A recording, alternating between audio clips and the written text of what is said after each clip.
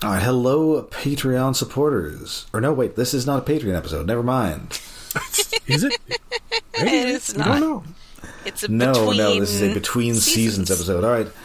Hello, and welcome to Stasis Pod, the Between Seasons podcast. I'm Rob, and these are my amazing friends. I'm Jen, the best living heat source in the world. And I'm David. I'm voiced by Frank Welker this week.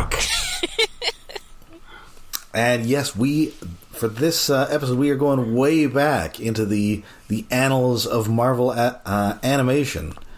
And back to the heady days of 1982 for Spider-Man and his amazing friends. They're so amazing. And specifically, I should really watch more of this series. I watched the whole thing. It's pretty stupid, but it's a fun watch. Yes. Oh, man. Yeah, I have lots of vague memories about it that are all really good and kind of stupid. So with Kraven the Hunter somehow coming to theaters this month, we decided to dig through Kraven's animated appearances, and we came up with the goofiest one we could find. It's so good. It's so goofy. And that is this. It is by Donald Glut, though. Yes, surprise, surprise, there are dinosaurs in it. Yes, that's a double reason. This is the crime of all centuries. This is the second ever episode of Spider-Man and His Amazing Friends. Really? Yes. Okay. Oh, well, maybe second aired. That's not how it's stocked up on Disney Plus. And who knows what production order it was supposed to be. Well, that, and also, this series is sort of almost the sequel series to a previous Spider-Man series from the year before. Kind Okay. of? I mean, it had a different voice actor as Spider-Man, but like all the character designs and everything were the same. Yeah. Ah, okay. And, you know, it was same studio, same sort of animation. So, yeah, so does anybody have any memories of Spider-Man and His Amazing Friends? You know, I don't think I saw it much as a kid, but I do remember one time when I was in high school as an incredibly nerdy high schooler with incredibly nerdy friends. One of my friends had a VHS tape with a few episodes, just like a commercially produced one. And we were all excited to see how many easily recognizable Transformers and G.I. Joe voice people were in it. Yeah, so this, I didn't see this when it originally aired, as I was not yet born, but I True. did, they aired it in syndication in the late 90s. Oh, And it was on UPN on, like, Sunday mornings. You be oopin'. I was more of a Super Friends kid, I think. Well, that one will have... David, what were you gonna say? I preferred the Spider-Man. It's Spider-Man. It's great. It taught me about a Nazi made of bees, although I don't think they called him a Nazi. I think he's like a space alien or something in this. Weird. Something Swarm is just very weird. And probably my favorite episode that I saw way too many times with the video game monster. I forget what the fuck it was called. Video Man. Yes. Ooh. There are a couple of Video Man episodes. There's like one where he's like a video game monster, and then there's one where there's like a guy who can turn into Video Man. Oh yeah, that was why it was weird and confusing. And he was like an original to the cartoon character. Yes. Because the comics weren't quite up with that hip and trendy video game. No, I don't think he Cultural showed up stuff. in the comics until like the 2000s or the 2010s. Yes. He didn't But show up in the fact, comics until it was ironic. No. In fact, it was an attempt to sort of capture that Super Friends magic.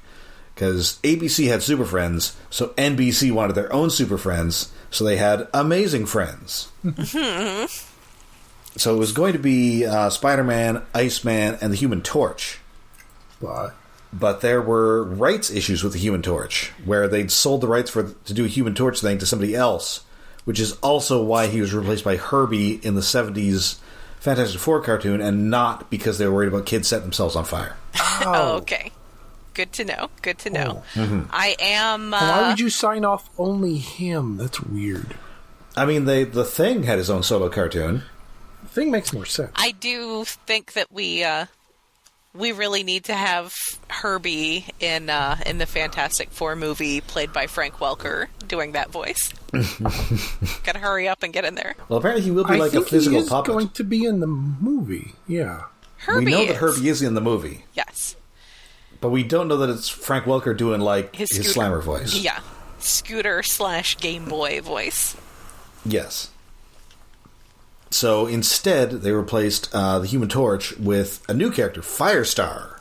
Yay! Another mutant, which is interesting. Well retconned to be mutant, but yes. No, she was, I believe... there's, I think, a story, like an episode later on where she's, like, sort of associated with the X-Men. Oh. Okay. I was going to ask if she's, like, solidly established as being a mutant in this, because once they brought her into the Marvel Comics, she was, like, a mutant. She's sort of one of those mutants who doesn't really hang out with the X crew that much, probably because one of her formative moments as a mutant was Emma Frost killing her pet horse. Yeah. Yes. R.I.P. Butter Rum. Alas. I did see in my area here there is an equine veterinary clinic that's like Firestar Veterinary Clinic, and I wonder if there's a connection there, if the person who runs it, if that was a formative moment of their childhood, was reading about Butter Rum's demise. But yeah, we got 2 mutants coming in. That's right. I don't know. I mean, I know at this point in time, X-Men was like a really big deal comic for people who read comics. Yes. But I don't know if that's the sort of thing that would carry, that they'd be paying enough attention to be why they brought a couple mutants onto the show. But maybe.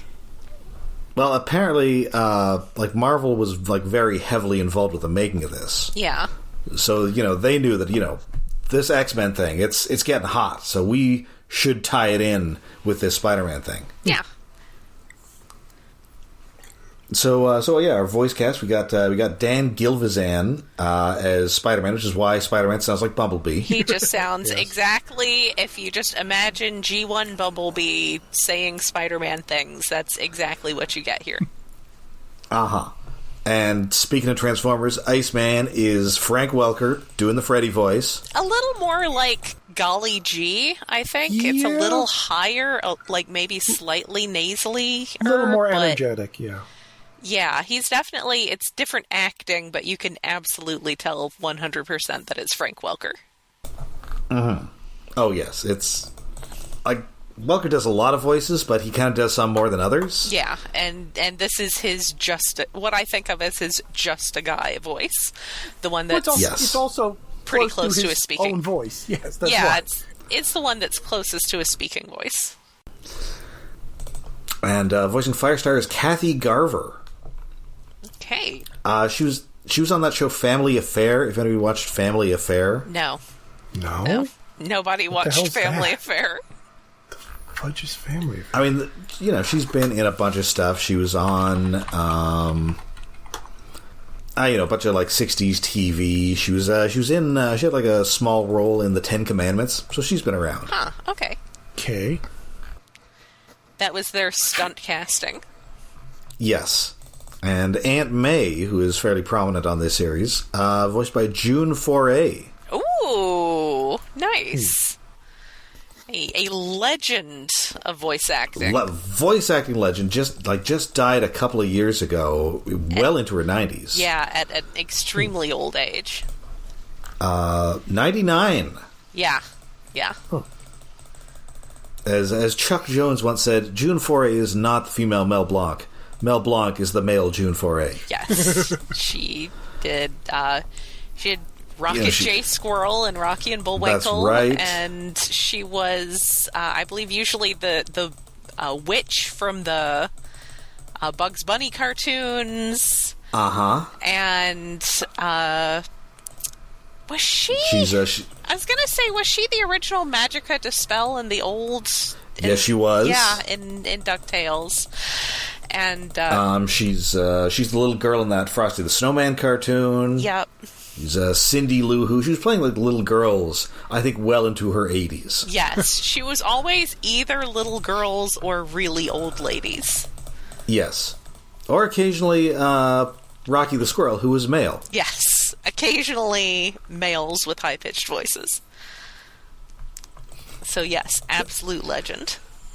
Family Affairs from the late 60s. No, neither of us saw it. I don't know. Stuff was in syndication. I've seen all of Get Smart. Well, I guess, but Get Smart is interesting. It's a weird concept. I mean, I saw a bunch of Bewitched because the opening credits kept tricking me. Also, I Dream of Jeannie. I watched that in syndication as a kid. I'm trying to figure out what a family affair even is. It seems like maybe it's just two widowers move in together and one of them has a butler. There's a bunch of kids, so it's like 3 dads and a bunch of children. This sounds gay. Yes. From what little I could glean. See, it was resolutely not gay. I don't think so. And actually, one pretty guy's limited. called Mr. French, though, so I don't know. That's pretty gay. pretty limited cast in this. You've also got Bob Ridgely as Kraven the Hunter, he's another guy who's in like a ton of like 70s and 80s cartoons.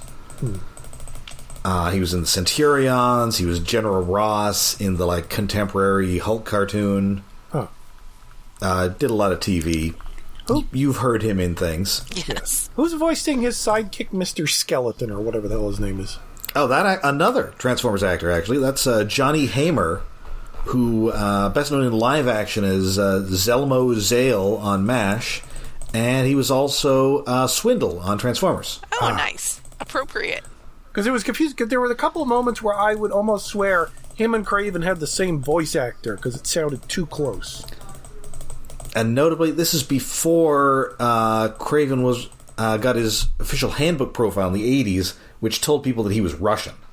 Yeah, so no accent here. No ridiculous accent, sadly. Well, it's sort of a New Yorker accent, maybe. He's got something, but it's not Russian. Yeah, he's just kind of like a big tough guy voice. Whereas in the 90s cartoon, he is Greg Berger doing a hilarious Russian accent. Oh, that sounds amazing. I mean, strong recommend, because weirdly, Greg Berger was both Kraven and Mysterio. Oh, okay. Yeah, those are pretty different characters. Mysterio just kind of sounded like Smart Grimlock. So from that one episode where he's smart. Yeah.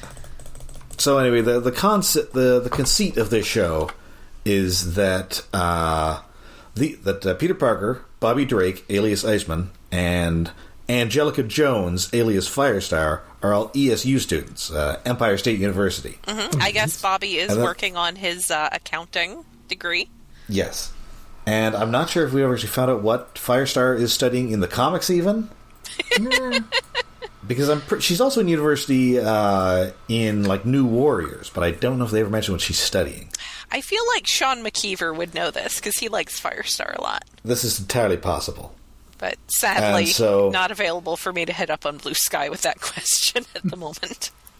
No. So they're like a permanent team up, and they also all live in Aunt May's house, and which they've secretly converted to a like crime lab, super science transforming lab. I forget if this is actually the first time that like is a thing, but wow, is it a thing? And other shows used it afterwards. And they're okay. Well, I guess.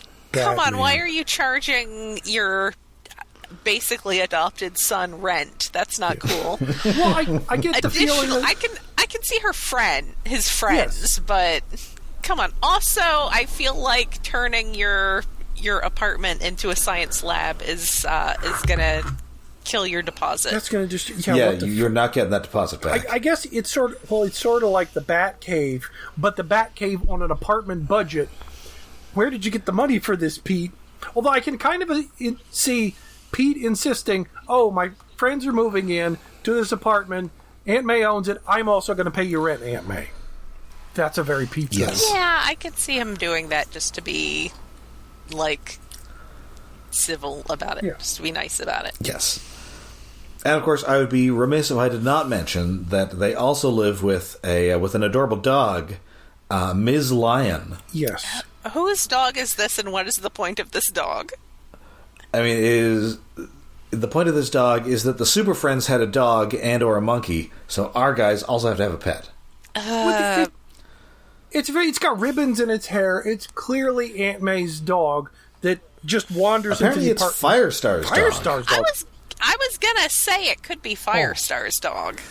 Well, I don't know if it's in here, but when Miss Lion shows up in the comics, Miss Lion is a boy. I mean, that's just confusing. Yeah. Yes. But it very much sounds like a small child named the dog, which I guess, if this is a very old dog, the Firestar brought when she was like 5 and brought with her. At that age, I did have a girl cat named Garfield. I mean, nobody's still aware of what gender, Nermal is. So, things were a little more ambiguous back then. I could have sworn Nermal was male.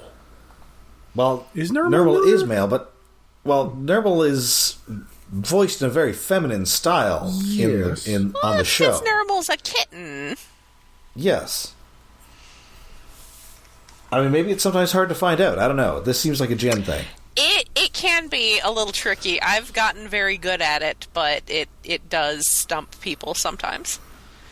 I do occasionally have people at the rescue come to me for a second opinion, and my opinion is different than their initial assessment of the situation.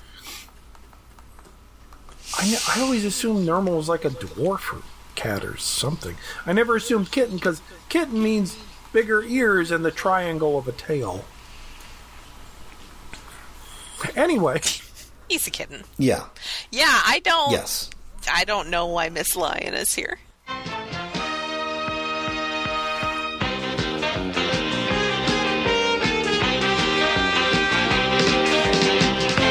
Spider-Man and his amazing friends, Iceman and Firestar.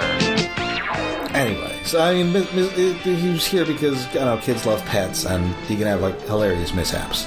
Yeah. Apparently. She can have hilarious mishaps. Apparently a he. What the heck? And Frank Welker gets to do something else, I'm assuming. So anyway, we get this pretty great intro sequence. We see the we see the room transform into a crime lab. We see Iceman embed himself in a block of ice to turn to Iceman. Firestar does something that gives her a costume, ? Flashes, irradiates, turns into fire. Something. Spider-Man. We get this and his very amazing upbeat friends. theme music, which was released as a disco single with lyrics in the early 80s. Oh, man. It's a great tune. I hope that's on at least archive.org or something. It's on YouTube. Oh, man. I will have to look that up. At this point, Iceman wasn't even really particularly involved with the X-Men. I think at this point he might have actually been on the Defenders. Yeah, I was gonna say, this was yeah. more Defenders era Bobby. Yeah. Yeah, so this wouldn't be the first time he's tangled with a giant green reptile. But still, it's This important. is correct. It is important to be... Or should I say get- fire-snorting lizard, I think to was get the that. exact terminology. Yes. It is important to get that mutant representation regardless of their active roster. Yes, because of course he encountered Godzilla when he was on the Champions, the Marvel's first Los Angeles-based team that was basically consisted of who we weren't using right now. Yes. Yes. Anyway, so this episode, The Crime of All Centuries, first aired September 19th, 1981. 1, that's a hell of a title. 2, the title card is awesome. It is. Great oh my title card. god, that dinosaur on the title card is A+, 1981 dinosaur. Yes. And yes, written by our pal and yours, Donald F. Glut. Yay! A man who super loves writing cartoons with dinosaurs in them. Yes. He's got a thing. Which, allegedly, when he would come to Godzilla conventions, he would say he wrote lots of dinosaurs because he loved dinosaur and Godzilla movies. This makes sense.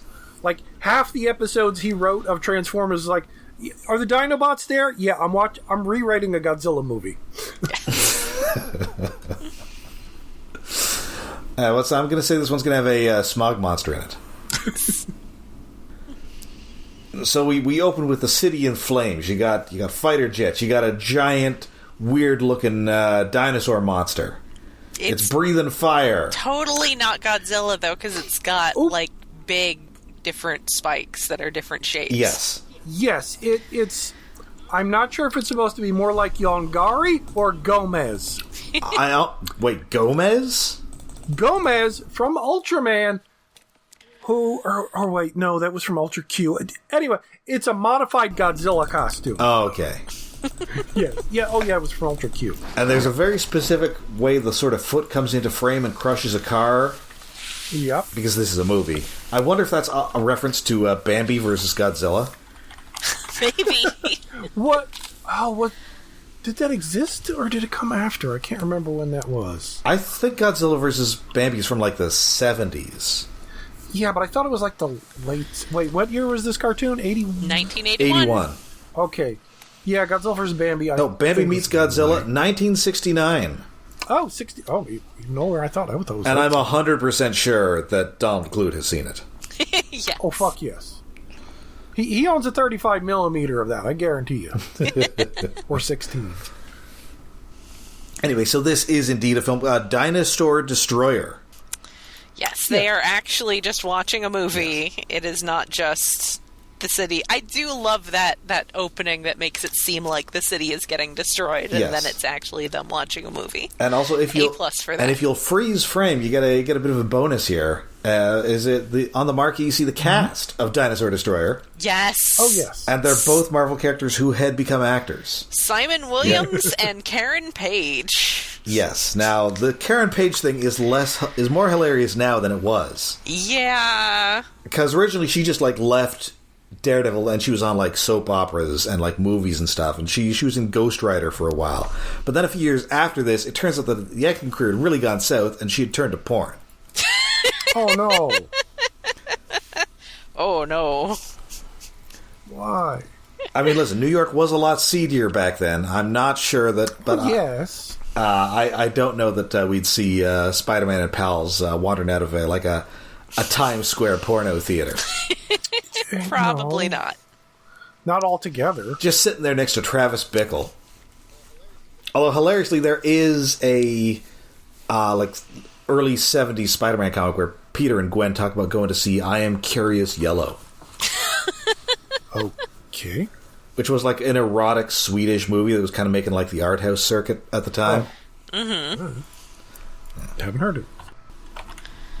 It was like a big thing. So, they're out of here. And the sort of the main thing is that Kraven the Hunter, who is not yet a known villain, is going to be in town. He's been hunting live dinosaurs in the Savage Land. He basically seems to be like the Jack Hanna of the Savage Land. Like, he's just a guy who is known as an animal wrangler, but specifically dealing in the Savage Land.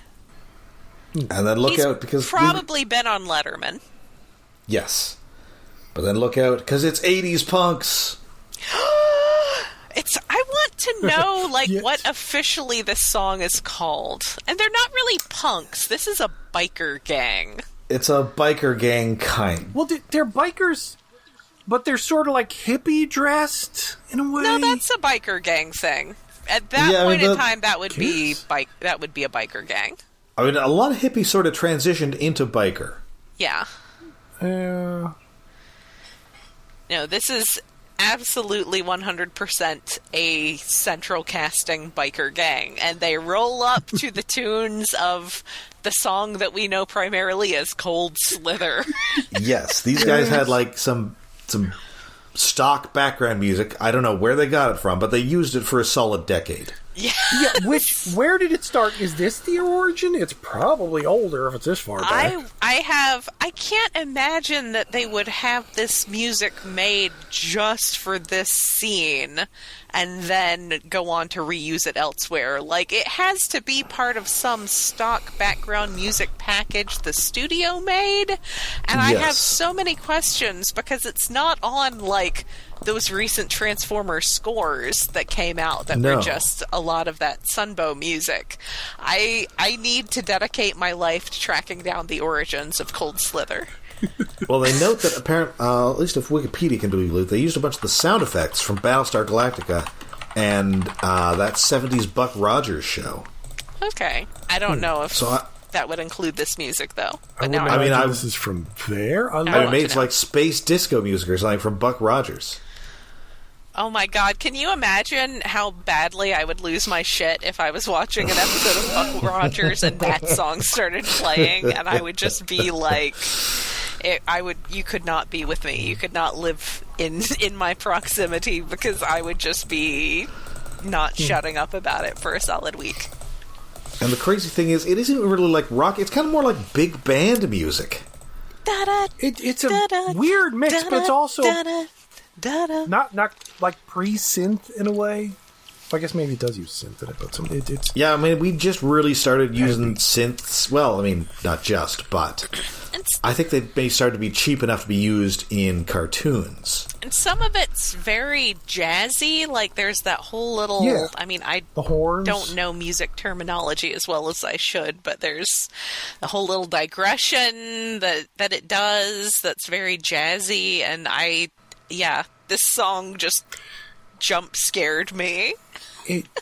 Okay, according to the TF wiki, because there's not a good wiki for the Amazing Spider-Man: The Amazing Friends, Cold Slither song presumably it says dates back another year or two to Spider-Man and His Amazing Friends at least. Okay. So even the wiki doesn't know.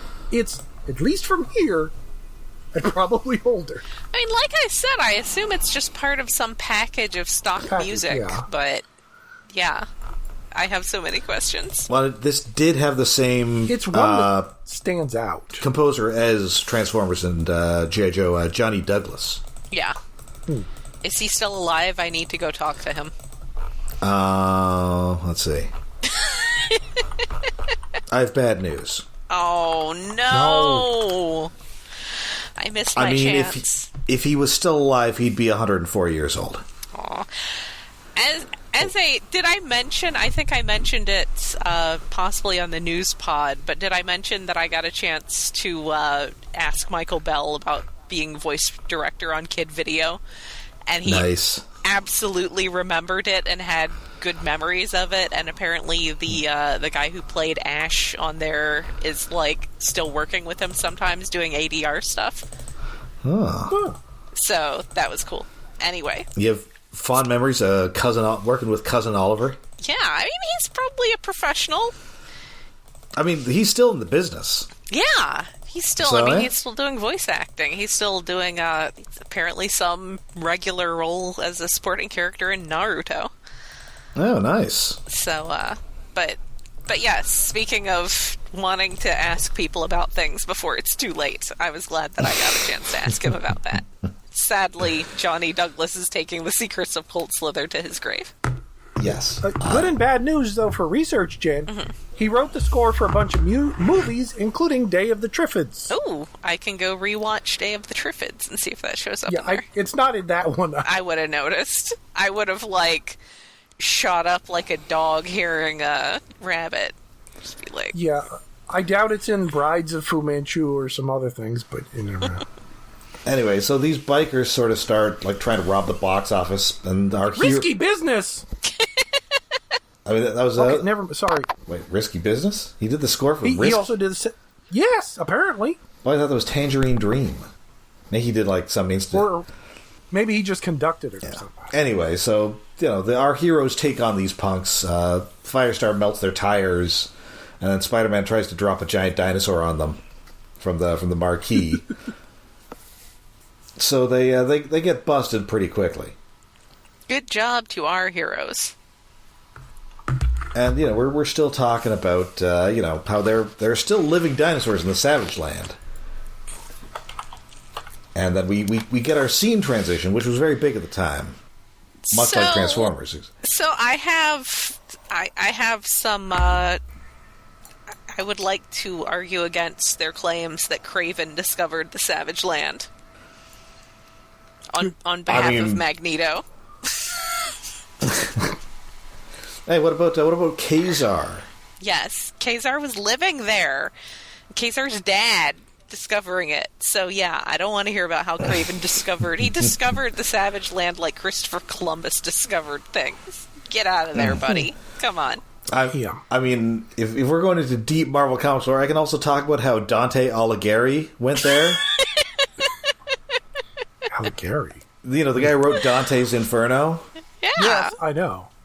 Wait, so what level of hell is the Savage Lands? Well, the thing is, it was like built as like an amusement park by aliens, and then part of it looks like hell, and he went to that part, and also like that's where he fought Belasco, that demon who's always messing with the X-Men. Yeah. Oh. Yes. The child molester who's always messing with the X-Men, you know, that guy. Yeah. Yeah, I'm afraid Belasco is indeed cancelled. Yeah, he's extremely, incredibly cancelled. Yeah, we cut to the Savage Land. Kraven is indeed. He's got a bunch of like dinosaurs captured there, and he's gonna drink his jungle potion that gives him the strength of 10 gorillas. So I want to mention, as reference for Transformers people who may not be up on all of their Marvel lore, remember when we were complaining about how in Cyberverse they had to say that the Ark crashed 65 million years ago in order to get Grimlock a dino mode? In Marvel, they crashed 4 million years ago, but then Shockwave, when he came looking for the Ark, he ended up in the Savage Land, so the Autobots deployed to go fight him got dinosaur modes from dinosaurs in the Savage Land. And that great first page splash page of Ratchet on his Marb from the early Marvel comics, he is in the Savage Land. This is where we are. This is a place that has some moderately retconned or obfuscated ties to the Transformers. This is the Savage Land. That's right.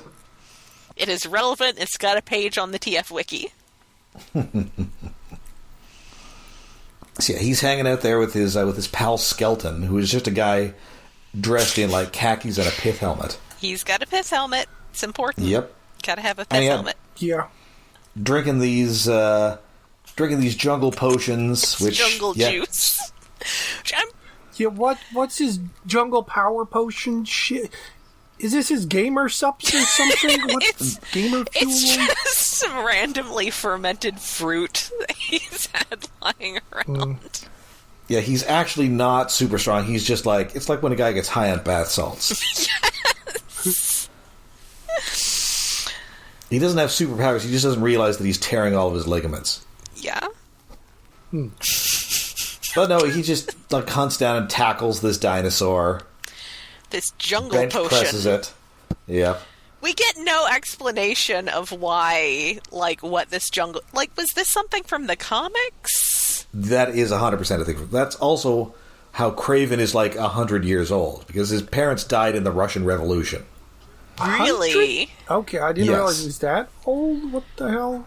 Yeah, his parents were Russian aristocrats who were disgraced and exiled after the communists took over in 1917. So Kraven is super old. But then he's got some kind of magic jungle juice, which I don't know how it's racist, but it feels racist. Well, the fact that he calls it jungle. Jungle potion, I think, is what I mean, we were very big on using the word jungle White back people then. don't get to talk about the jungle like he talks about the jungle. It's not cool. Yeah. That's not your word. I mean, Marvel used to have a comic called Jungle Action. I know. And I didn't realize how old he was. Now he's like a low-budget Ra's al Ghul. Kinda, yeah, except instead of saving the environment, he also wants to shoot it. Yes. Yeah.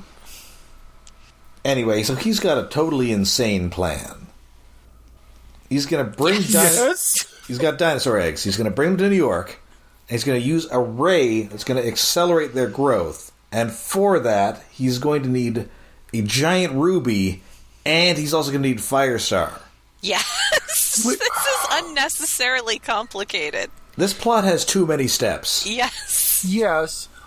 So, lots of steps for it to end with, Oh, Donald Glutt just rewatched the old black and white Lost World. Yeah. Oh, is that? Which ends with a dinosaur wreaking havoc in New York City. Oh.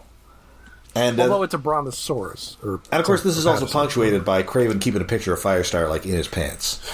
Yes? It's not okay, buddy. It's not okay. He's so canceled. And even worse, he probably has, like, the body odor of 10 gorillas, too. That comes up. In this episode, he wrestles a dinosaur like he's Ultraman fighting a kaiju to capture it. And he's going to use this to form his dinosaur army. Yes. Okay. Was this originally written for Sauron? Actually, this has some similarities to an issue of Marvel Team Up that was about Stegron, the Dinosaur Man. Oh, okay. Yeah, Stegron. Yeah, which did also feature, like, dinosaurs rampaging through New York. I mean, everybody loves a good does. dinosaur rampage. Mm-hmm. Yeah, so cut back to New York. Iceman is broke, and he's trying to borrow money from everybody. This feels like extremely New York City. Yeah. Like a kid's cartoon. Like, people in New York can't even write a kid's cartoon without making it about trying to pay the rent. Mm-hmm. And Kraven is already back in New York, and he's teamed up with a third person, Optimus Prime. Yes! He's got a red flat front, Peterbilt looking truck, but the trailer just says Kraven the Hunter. Yeah. Yes. Because he's got a stage show. Yeah. He's got an He's actual, technically legitimate stage show. He's like Siegfried and Roy, except with dinosaurs. Dresses less heterosexually. Yes, somehow. So, an accident occurs here that he's staged, and a pterodactyl is released from its cage. Oh no! The elephants are out of the circus train. So, Firestar, and it's chasing down Firestar, but luckily Iceman and Firestar are on the scene. Yep, they get it under control. Then Kraven gets all flirty. Oh, yeah, and Firestar is reciprocating here. Ladies love the Kraven. She is into it. Bobby, not so much, but then again, Bobby does seem to be more into twinks, so fair. Yeah, and Kraven is a big, muscly, chest out. He'd have chest hair if they could afford to draw it. Yes. His head is so square. It is pretty square. It's somehow overly wide. It's weird. Also, this is before he sort of got this, like, Kraven's Last Hunt redesign, where he was just wearing, like, a loincloth instead of pants. Yes. No, Bobby was last seen, as far as I'm aware, dating, like, Emma Frost's younger brother, so Kraven... Emma Frost has a brother? Yes. Yeah, Christian Frost. Yes. So Kraven, like a joke. Not so much his type. And then he was also dating, like a hot Inhuman for a little while. Yeah, I could see that. So anyway, he's flirting with Firestar a little. She's into it, and cut back to the Parker home. The and Parker I like pad. that, yes, I like that they have like a big poster of the Incredible Hulk. Yes. And again, this is like a universe where the Hulk exists. It's like a and real is like guy. a real person. I mean, it's just like having a poster of some sports guy. I don't know sports guys. And meanwhile, Aunt May is dusting and accidentally triggers the football trophy that unleashes all of their crime-fighting gear. But luckily, she is mostly deaf and probably more than a little senile, so she doesn't notice anything. This is very much like classic, like Steve Ditko, like Aunt May. Old Aunt May. Like, probably great Aunt May. Like, how does this woman have, like, a teenage nephew? Yes. Because in the comics, she's explicitly not his great aunt. Uncle Ben is Peter Parker's dad's brother. Wow. People were just older back in the 60s. Maybe. I think people were just older back in the 60s. But people had kids younger back then. Yeah. Like, if you're Usually. 80, you have great-great-grandkids back then. This is true. I don't know. People just seemed older. Older relatives seemed older. Yes. Meanwhile, Peter Parker is refilling his webbing and also attempting to kill Ms. Lion. Yes. He's not on purpose. Just accidentally. I don't know. He does say, let's test it out, that just sprays this unstable polymer down this dog's throat. Yeah, Yes. that's Well, not he great. didn't shoot it at her. It's sort of awkward with the animation, but I don't think that he was shooting at her on purpose. Also, at this point, Bobby does call out that Kraven smells terrible. Just like a mix of like the zoo body odor and also whatever's in that jungle juice. Yes. Oh yeah. Tomorrow's front page. Spider-Man, dog strangler. It's fine. It's slapstick antics with this dog who has no business being in this story. Yes. No, the Ms. Lion is, as it turns out, totally useless to this story. Yeah. Yeah, well, she's integral in pointing out things that are kind of obvious. Anyway, so we cut to the museum. Kraven is given this this performance, and both the boys are bored, but Firestar thinks that they're just jealous because he's so tall and muscular. Yes. And he has 3/5 of a Power Rangers team of animals. I do appreciate that when referring to these creatures, he just refers to them as his prehistoric creatures. Yes. Which is good and vague. He because does understand that a woolly mammoth is not a dinosaur, which not everyone is good with. So, a pterodactyl, I bet that not a dinosaur, apparently. I bet that was in like Donald Glutt's contract. Yes. Probably. Like these aren't dinosaurs. We can't refer to them as dinosaurs. Yes, Don Glutt knows better. Yes. And also, they took their dog to this performance. Yeah. You can't bring a dog to the museum. It's New York. I guess you can nobody's do that in gonna the tell you 80s. no. And so everybody's got a hero up here. Iceman does the ice thing, Firestar does the fire thing, and then Spider-Man just has to put his costume on like a chump. No, Spider-Man comes out of a mummy coffin Yes. Yes. in costume. He got changed in an empty coffin just leaning against the wall. Well, he's very limber. He is. Yes? It's part of his whole power set. Also, that means that mummy coffin has now had like Peter Parker's bare ass rubbing against it. Ew.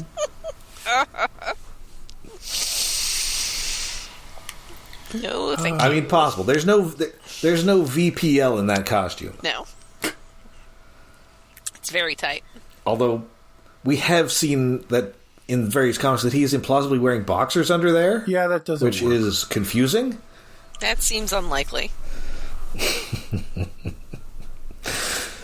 That's just because the art is detailed enough to see them like bunching around his midsection. Yeah.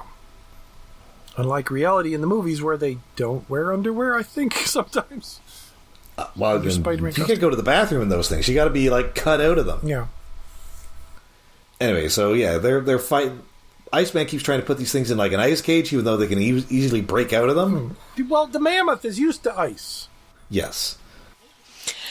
And Iceman does point out that the woolly mammoth is not terribly concerned about his ice powers. Yes. It's nice that it's not a dark brown mammoth. That's always what you get. This one's blonde. Mm-hmm. And then while this is going on, Skeleton steals this giant ruby using like a big tooth as a glass cutter. Where did he get like the rhino horde to slice it open? What the fuck? I think Kraven gave it to him in a previous scene. Out. Well, he's got a bunch of them on his belt. Probably had like a spare one.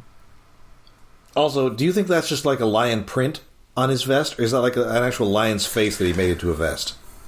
Oh, that's definitely a real lion face.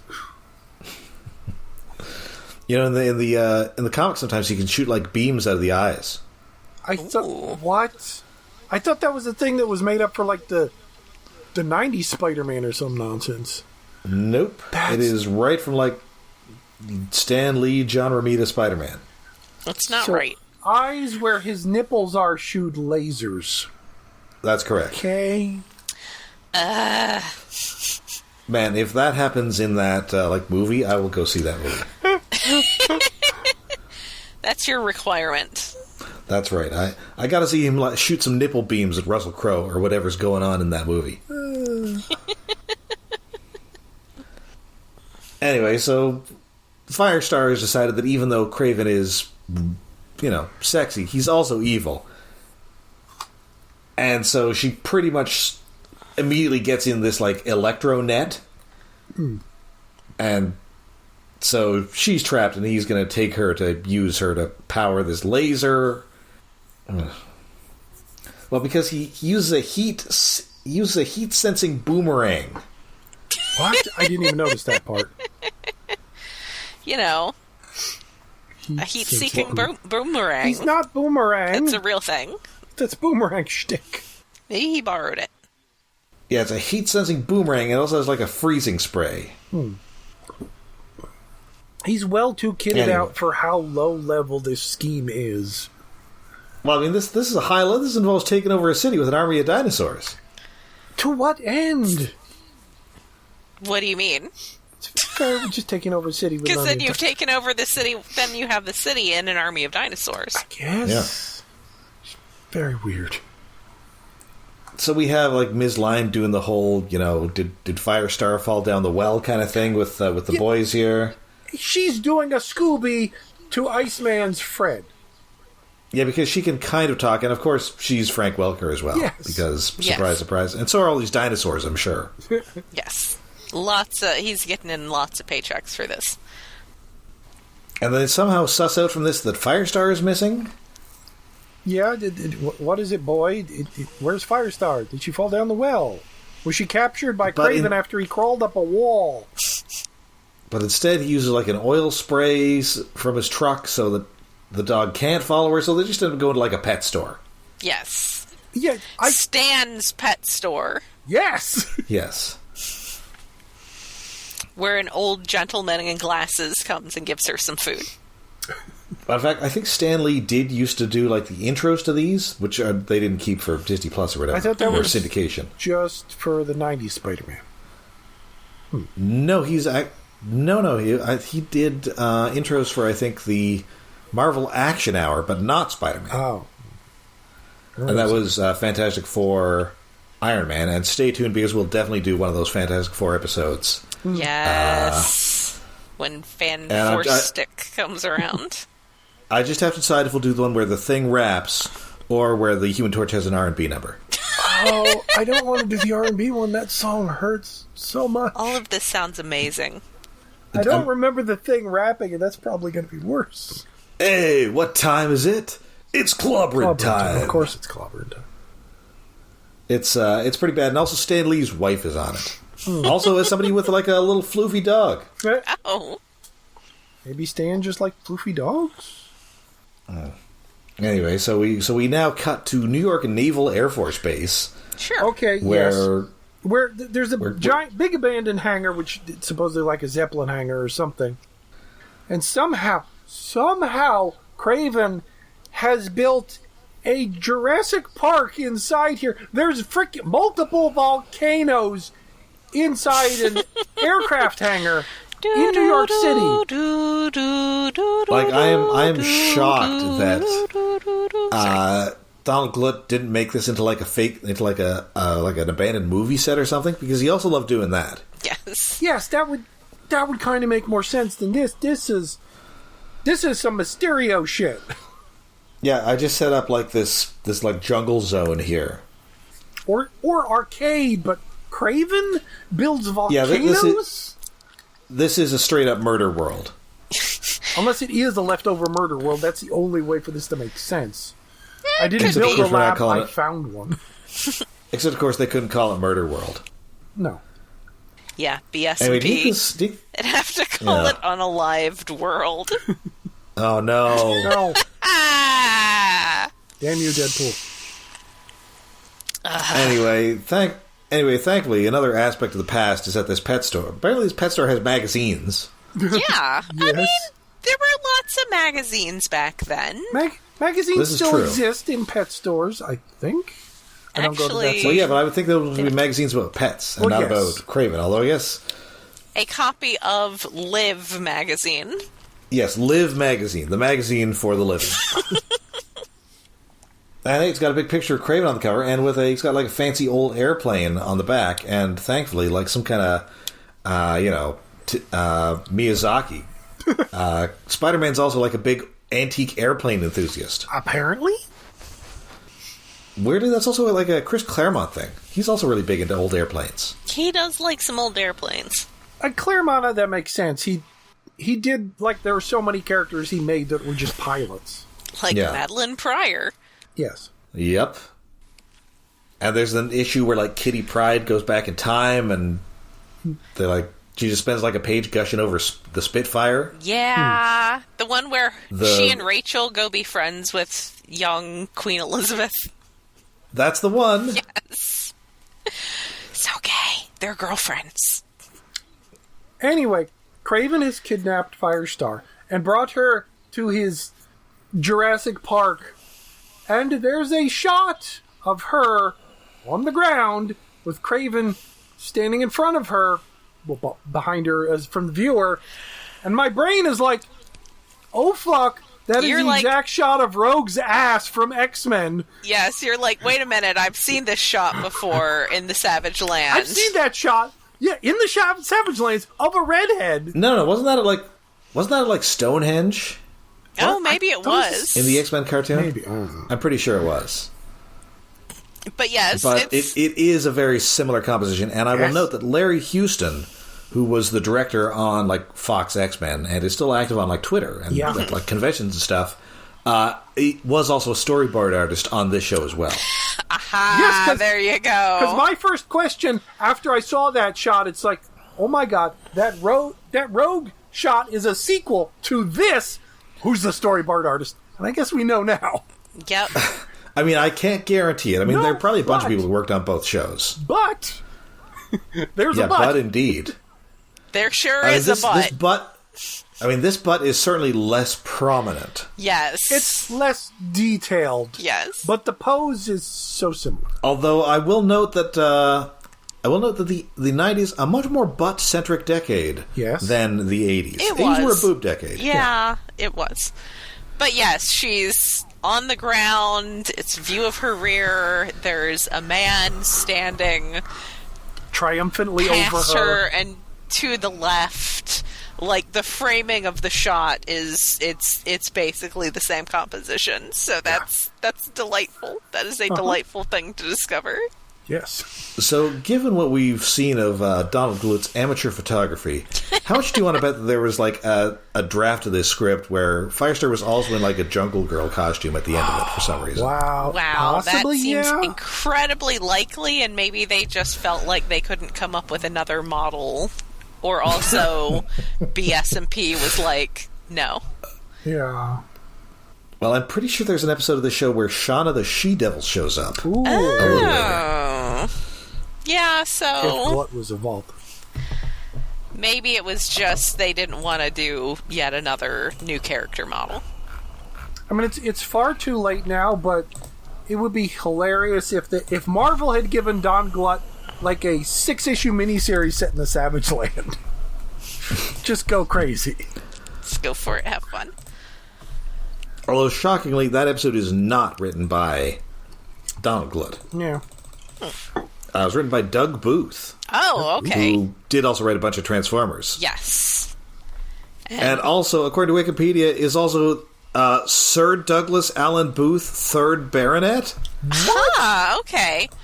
I mean, I that's believe low-level he's the nobility, one who but- wrote A Decepticon Raider in King Arthur's Court. And also, much like Buzz Dixon ducked in and wrote a few episodes of Inhumanoids with Flint Dille, Douglas Booth ducked in and wrote a few episodes of Visionaries with Flint Dille. Ah. So yeah, he likes the history stuff too. Just not as far back as Donald Glut. Yes. And also, Douglas Booth is not a baronet. Yes. I'm going to be a bear. Anyway. Like in Crimson Peak. That's right. God, I love Crimson Peak. I mean, in theory, if you had enough money, you could probably buy one of the smaller ones, so, you know. Mm-hmm. Anyway, so yeah, she's, you know, if she doesn't accede to his demands, he's going to, like, put her over this, like, cold, it's like cold geyser? Freezing or something? Cage, he's got an ice volcano for some reason, whatever. Yeah. Hot and cold running volcanoes. Yes.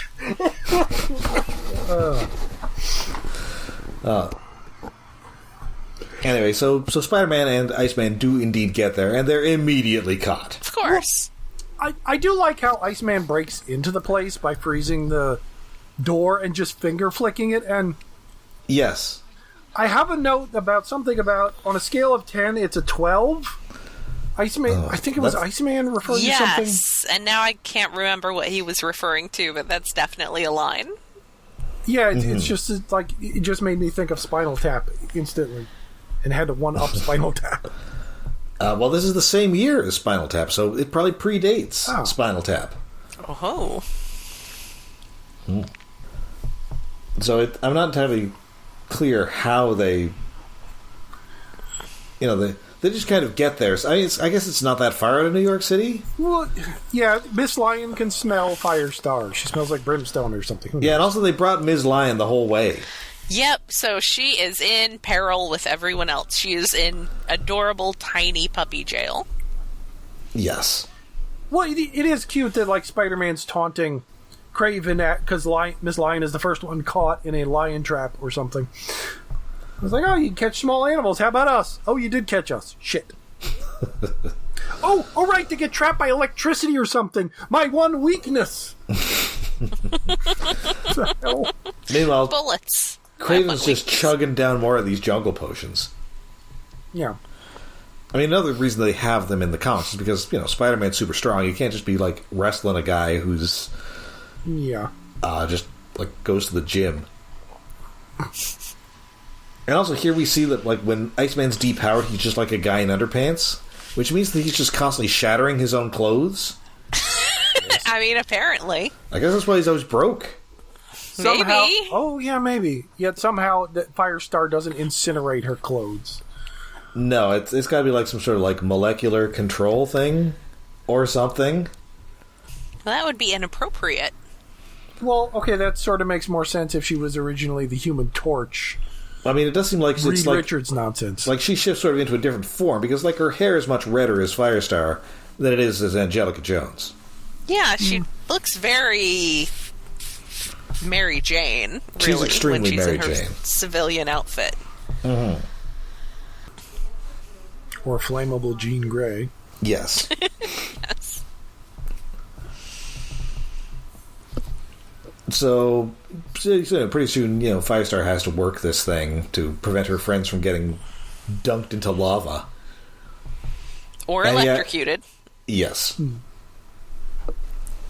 And indeed, Kraven now has his super dinosaur. Oh no! No, Super Dinosaur is a comic that comes out in the 2020s, I think. Wait, is that a real thing? Super dinosaur? I think so. I'm pretty sure that was the name of a comic. Yeah. Oh, no.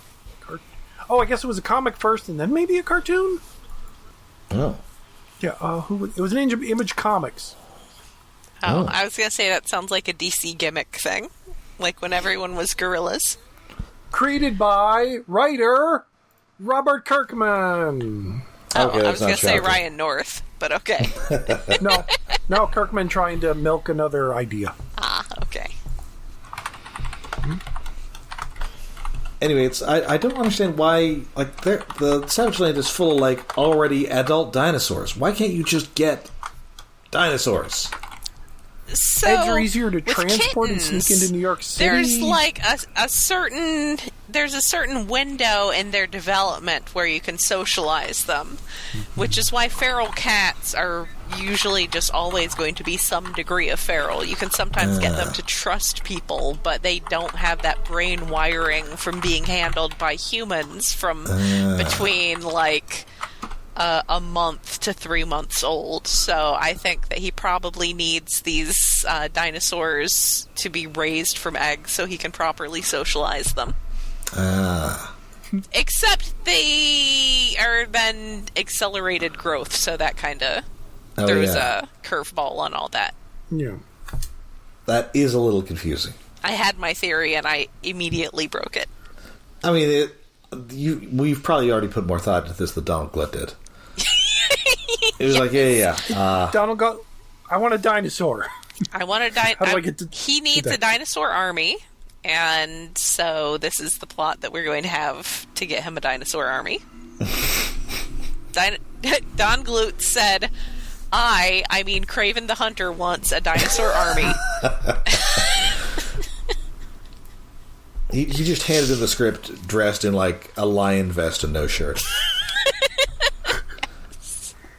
Wouldn't be shocked that he owns that. That would make sense. That would be great. Well, in fact, Don Glut was in, like, maybe the first ever Spider-Man fan film. Ooh, that's cool. Wait, he wasn't the Spider-Man, was he? I don't know that he was. Let me see. I wouldn't think so.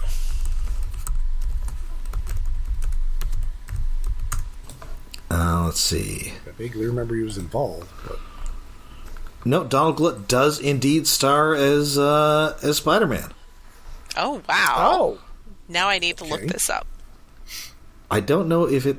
It looks dangerous from memory. Yeah, I mean, it's still around, and yeah, it made it in 1969. Fun. Yeah, I think there were some actual stunts that's like, why did you do that? Because he was trying to be Spider-Man. He was like 18 or something. Aw, that sounds adorable. Filmed in his home, and of course in Bronson Canyon. Of course. Anyway, this dinosaur rampages. Thinking of a different one. This dinosaur rampages for a while, but eventually they're able to trick it into walking on some ice that Iceman has made on top of a tar pit, and then this dinosaur goes into the tar pit. Because that's where dinosaurs go. Yes. Because of course, Kraven had to add a tar pit to his Jurassic Park Well, naturally. Adventureland. It's the thing you have to have. And then Kraven also gets knocked into the tar pit. Yes, and his buddy Skeleton gets ice handcuffs. Yes! Which does seem either soothing or painful, depending on whether you're having any wrist pain at the time. And also, I don't know, maybe it's not so... They're not going to keep you that secure when your body heat will melt them. Yeah. They're a good short-term solution, not long-term. Or if they're cold enough to stay frozen long enough, they're so cold you're going to lose your hands. Yeah. Well, he deserves it for being evil. I guess so. Bobby will need to work on calibrating those.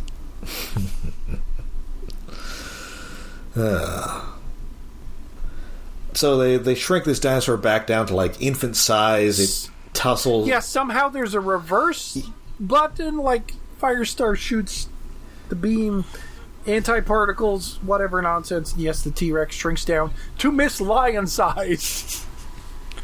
Yeah. And that's an adorable shot. Yes.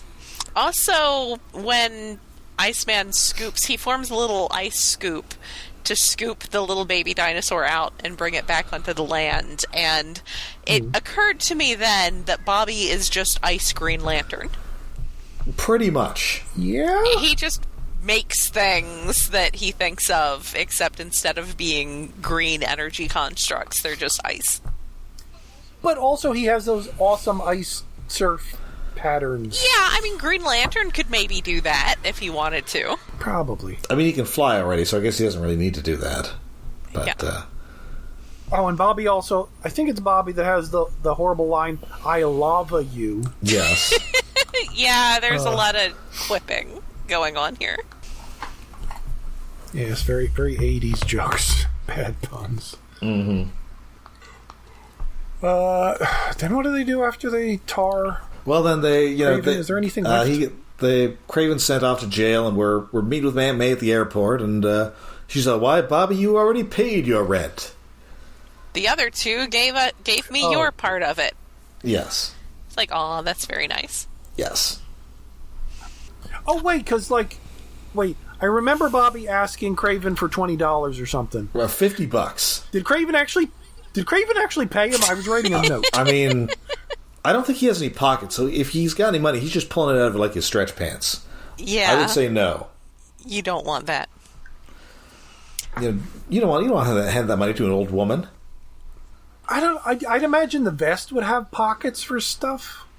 I mean, this is possible, although he did just pull that picture of Firestar out of his pants.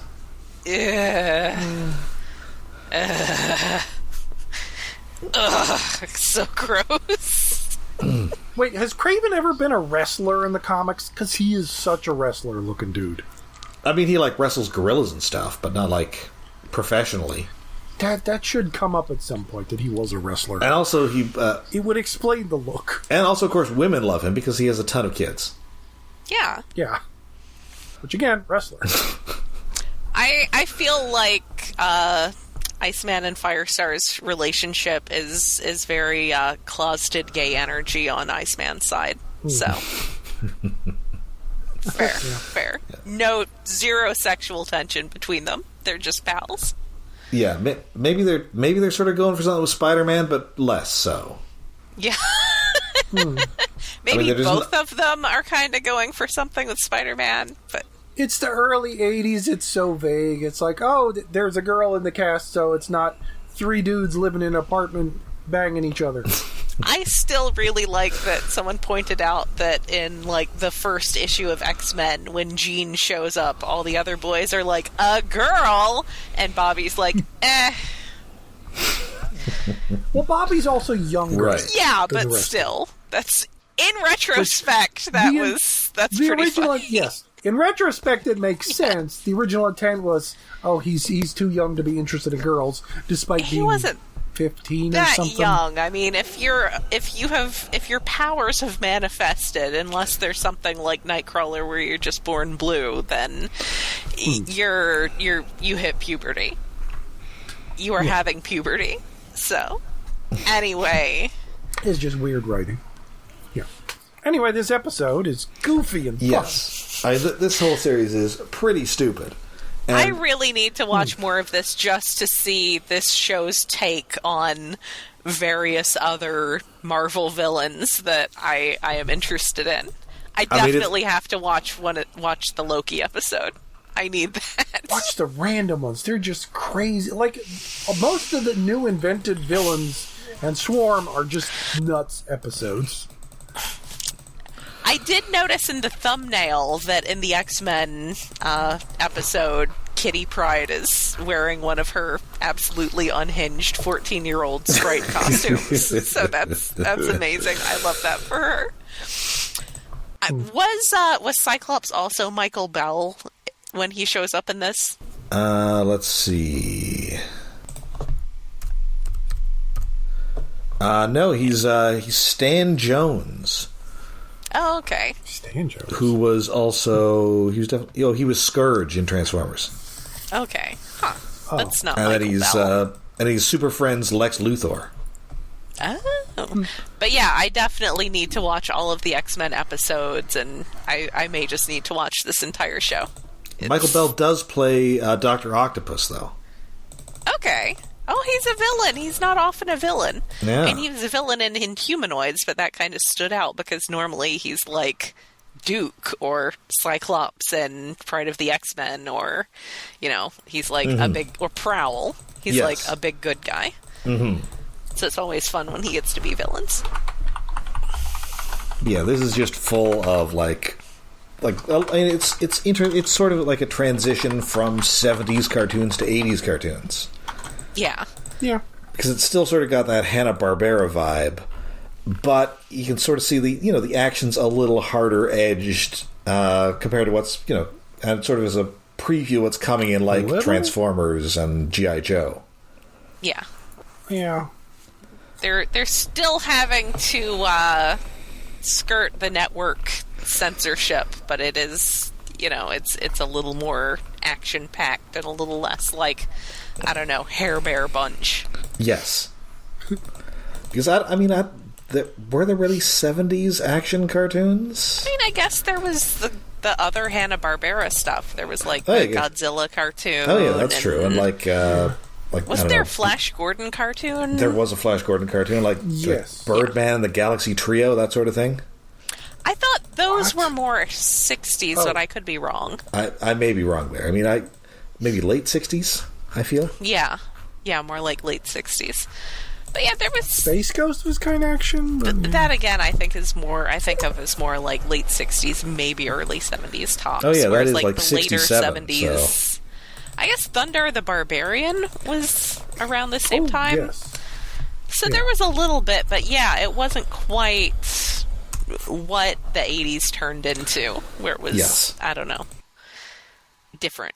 The vibe was a little different. Yes. So this was fun, and I want to watch more of it. Yes. And again, you get a very similar vibe from the Spider-Man cartoon from 81, which is also on Disney+. Yeah. Yeah, so that is Spider-Man and his amazing friends. We'll be back next week as we begin Rescue Bots Academy. Hey, so Rob, are you going to go watch the Kraven movie? Oh, I don't know. Yeah, they released like an 8-minute trailer that looked, well, it was like the first 8 minutes of the movie looked okay, but Better it's than like... Madam Web? I mean, it's probably going to be a wait for streaming for me, because that is how I saw the Venom movies, and Morbius, and indeed Madam Web, which was one of the most hilarious viewing experiences of the year. Yeah, I don't think it's going to be as bad as Madam Web, but I don't really see the need to see it in I do still need to see Madam Web. I mean, it's worth seeing because it's so inexplicable. Yeah. Because it's terrible. Oh, it sure is.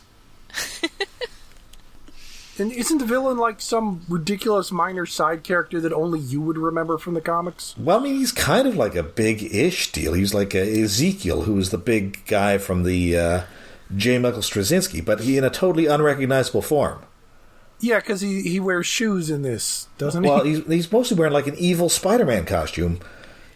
Whereas Before the birth of before the birth of Spider-Man. Yes. In the comics, he's just a guy like in a 3-piece suit with no shoes. Yeah. And also, almost all of his dialogue is like ADR and badly dubbed. What? Weird. I will put Kraven on my list after Madam Web and, I don't know, the third Venom movie that I still haven't seen. But I mean, on the upside, I enjoy Adam Scott generally, and many of the actresses are very attractive. Yeah. But the movie didn't need to exist. And hey, it's got that girl who got her start in The Last Night. Yes. Isabella Merced. She's going to be Hawk Girl. Yay! Oh, so she's in Alien Romulus. Oh, that's right. She was. Oh, and right. died quite good. hideously. Yes. Oh, that was unpleasant. Oh, Alien Romulus was great. It might be my favorite Alien... Well, no, second favorite Alien movie now. The original was still... But you put it above Aliens. Yes. Oh. Well, because the problem with Aliens is it's a fun action movie. It's not a horror movie. No, it's not really a horror movie. It's the weird spot. Well, That's it's fair. Sort of That's what fair. changed the trajectory. It's good. Although, maybe I just dislike it because of Alien Cubed That movie's not great. and how that fucking starts. Yeah, that's not great. Don't talk to me about that. I'm pretending that Right? didn't happen. Right? I mean, listen, Alien Resurrection, it's not good, but it does have Winona Ryder in it. It does. Yeah, and That's fair. And Ron Perlman. Ron Perlman, yes. It's extremely Somebody Joss else. Whedon. Yes, and Sigourney Weaver making a crazy basketball shot. Yes. Guess what she actually did, didn't she? Well, yes, and Yes. you'll note that in the movie they have to cut away immediately because Ron Perlman totally loses it after she does it. Anyway, come back next Yeah, week. we'll be back next week with the beginning of Rescue Bots Academy. Until then, we are all over the internet. We're on Twitter. We're on Facebook. We are on both Blue Sky and Mastodon. And we have a Patreon. Yes, we are hosted on iaconunderground.net, where we have a Patreon set up to help with hosting and other expenses at patreon.com/iaconunderground. For December, we will be doing something Christmassy. I proposed something, but I will not state what it is, just in case we go with something else. But we are coming up with some ideas. The problem is, all the holiday specials we can think of, like, we like too sincerely, and that's not as much fun. Or they're just too sincere and they're okay. Like all the Rankin Bass stuff. Yeah, like things. I could not do an episode about the Muppet Family Christmas because I would just be crying at the end of it. Yeah. So, but we will think of something. We've got some ideas for some super fun stuff. Some other animated specials from the appropriate time period, because the 80s, they had a lot of those. Yeah. Honestly, my dad's got a huge collection of all the ones that came out on DVD, so I might have to dig through some of that too, in case that is necessary. But yeah, it's a whole thing, and we will pick one. It'll be fun. It'll be for Patreon. All right. Well, until next week when we enroll in Rescue Bots Academy, I'm Rob. I'm Jen. We owe our intermission pause. I need to fix an error in the podcast song to Spider-Man and His Amazing Friends. Like the I've been using that for a long time because it's the most perfect sound.